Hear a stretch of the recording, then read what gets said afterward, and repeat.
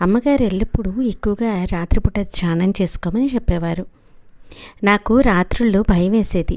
రాత్రులు నాకు భయంగా ఉంటుందమ్మా అన్నాను. అప్పుడు అమ్మ, పర్వాలేదు, నేను ఎల్లప్పుడూ నీ వెంట ఉన్నానని అనుకొని ధ్యానం చేసుకో అన్నారు. అదే మనది, ఇదంతా ఏం లేదు, ఎంత ధ్యానం చేస్తే అంత మంచిది అన్నారు.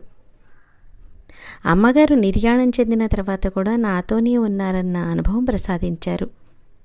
నేను రోజు గిన్నెలో అన్నం పెట్టి కృష్ణుడి ఫోటో వద్ద నివేదన పెట్టేవాడిని. కానీ కృష్ణుడి ఫోటోలో అమ్మగారు దర్శనం అయ్యేది.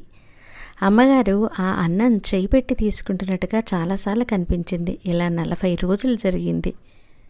ఒక వైశాఖ పౌర్ణమికి గోస్తని నది ఒడ్డునున్న పరుచూరు వెంకట్రామయ్య గారి సమాధి వద్దకు అమ్మ వెళ్ళారు. అక్కడ పూజా కార్యక్రమాలు, భోజనాలు జరిగాయి. తర్వాత అమ్మను ఒక రిక్షాలో కూర్చోబెట్టుకొని బ్రహ్మంగారు, నాగయ్య, నేను